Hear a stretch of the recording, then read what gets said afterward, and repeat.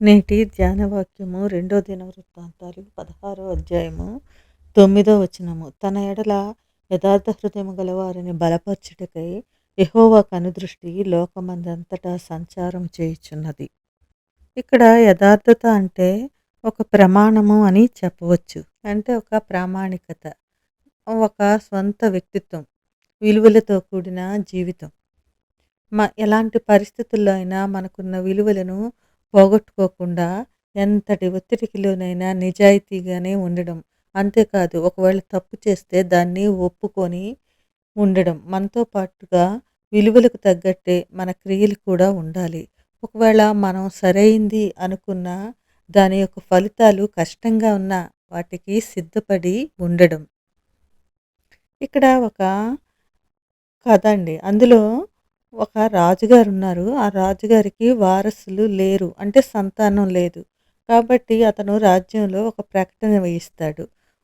ఒక ప్రతిభ, సామర్థ్యం, సాహసం కలిగిన ఒక 10 మందిని ఎంపిక చేయాలి అని.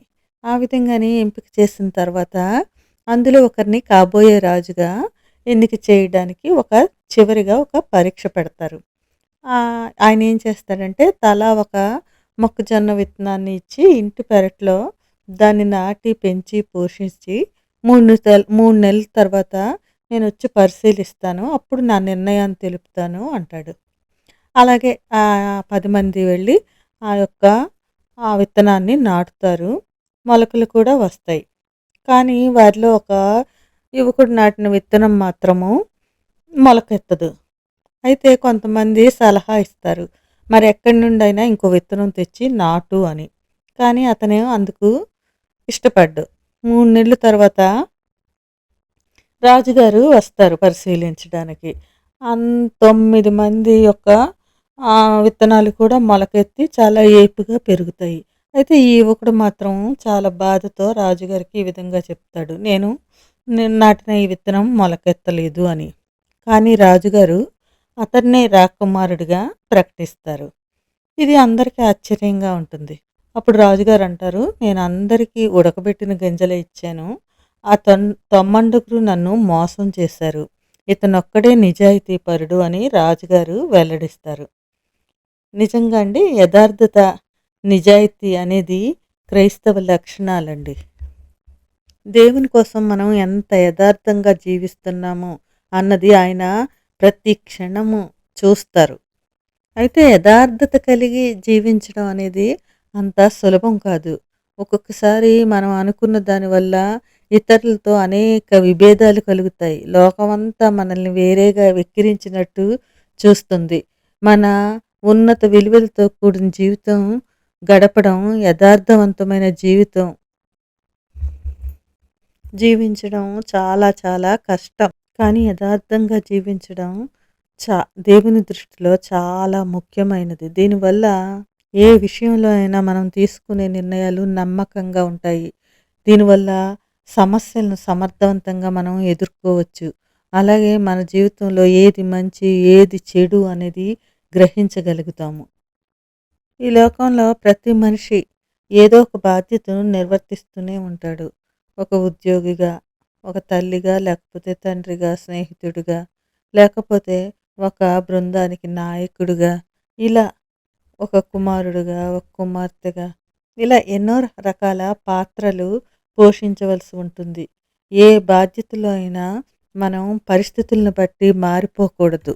ఏ పరిస్థితి అయినా మనం ఉండాలనుకున్న విధంగానే ఉండాలి. అయితే ఈ విధంగా జీవించడానికి చాలా ధైర్యం కావాలి, నిజాయితీ కావాలి. 2 రకాల ధోరణులు, ద్వంద్వ వైఖరులు పనికిరాదు. మన ప్రవర్తన, మన మాట అవునంటే అవును, కాదంటే కాదు అన్నట్లుగా ఉండాలి. అందరితో ఒకే విధంగా ఉండాలి. అయితే ఇలా యథార్థంగా జీవించాలి అంటే ధైర్యంతో పాటు ఆత్మవిశ్వాసం కూడా ఉండాలి. మనం తీసుకునే నిర్ణయాలు, మన యొక్క విలువలు ఏ ఏ విధంగా తప్పిపోకుండా అది కాపాడుతుంది.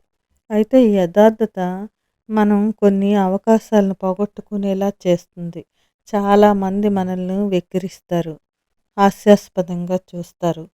మన యొక్క విలువలు ఇతరులకు వెర్రితనంగా అనిపిస్తాయి. అయితే ఎందుకు మనం యథార్థంగా జీవించాలి అంటే, మనం ఆరాధించే దేవుడు యథార్థవంతుడు.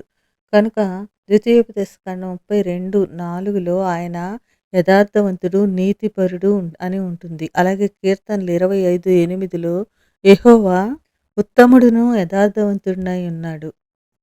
ఆయన మన దగ్గర నుంచి కోరుకున్నది కూడా యథార్థతే. మన యథార్థతను బట్టే మనకొచ్చే ఆశీర్వాదాలు కూడా ఉంటాయి. సామెత 28:10లో యథార్థవంతులు మేలైన దాన్ని స్వతంత్రించుకుంటారు. అలాగే కీర్తన 41:12లో దావీదు మహారాజు నా యథార్థతను బట్టి నీవు నన్ను ఉద్ధరించుచున్నావు అంటారు. అలాగే కీర్తనలు 112:2లో యథార్థవంతుల యొక్క సంతానము భూమి మీద బలవంతులవుతారు. అలాగే యథార్థవంతుల వంశపు వారు దీవింపబడుదురు అని ఉంటుందండి. ఇక్కడ యోబు జీవితాన్ని చూసుకుంటే యథార్థత విషయంలో ఆయన ఎక్కడా తప్పిపోలేదు. అలాగే తనకొచ్చిన కష్టాలను బట్టి ఆ యథార్థతతో రాజీ పడలేదు. యోబు భార్య అంటుంది 2:9లో నీవు ఇంకనూ యథార్థతను వదలక ఎందువా? దేవుని దూషించి మరణం కమ్మని అంటుంది. కానీ యోబు దేవుని ఎడల తనకున్న యథార్థతను విడువకూడదు అనుకున్నాడు. అందుకే తన భార్యతో మూర్ఖురాలు మాట్లాడినట్లు మాట్లాడుతున్నావేంటి? దేవుని దగ్గర నుంచి మేలు అనుభవించడానికి కానీ కీడు అనుభవింప తగదా అని. అలాగే దావీదు కూడా తన యథార్థతను బట్టి దేవుని దగ్గర నుంచి ఎన్నో ఆశీర్వాదాలు పొందుకున్నాడు. అలాగే ఎన్నో ఆపదల నుంచి రక్షింపబడ్డాడు. ఒకవేళ మన యొక్క యథార్థత మన కష్టాల్లోకి, ఇబ్బందుల్లోకి గురి చేస్తుంటే, ఇతరుల నుండి ఒత్తిడి అధికమవుతుంటే, ఉద్యోగ జీవితంలో ఒడిదుడుకులు ఎదురవుతుంటే, ఇవన్నీ కూడా మనల్ని యథార్థత నుంచి తప్పించడానికే. అలాంటప్పుడే మనము దేవునిలో బలంగా ఉండడానికి ప్రయత్నం చేయాలి. అప్పుడు ఆ వచ్చే కష్టాలన్నీ మబ్బుల్లాగా తొలగిపోతాయి. మనం యథార్థంగా జీవించాలంటే దేవుని వాక్కు, దేవుని చిత్తము, దేవుని మార్గము తెలిసిన మనము ఆయన ప్రమాణాలను, ఉన్నత వ్యక్తిత్వాన్ని గ్రహించిన మనము వాటికి అనుగుణంగానే మన జీవిత ప్రమాణాలను ఏర్పరచుకోవాలి. ఈ లోకంలో ఒక ప్రత్యేకత కలిగిన జీవితం జీవించాలి. ఎట్టి పరిస్థితుల్లోనూ మనకు దేవుడు ఏర్పరిచిన ఆ మార్గాల నుండి తప్పిపోకుండా నీతిగా, యథార్థంగా, నిజాయితీగా జీవించాలి. అలా జీవించడానికి ఆయన మనకెప్పుడూ సహాయం చేస్తారు. అలాంటి కృప దేవుడు మనకు దయచేయునుగాక. ఆమేన్.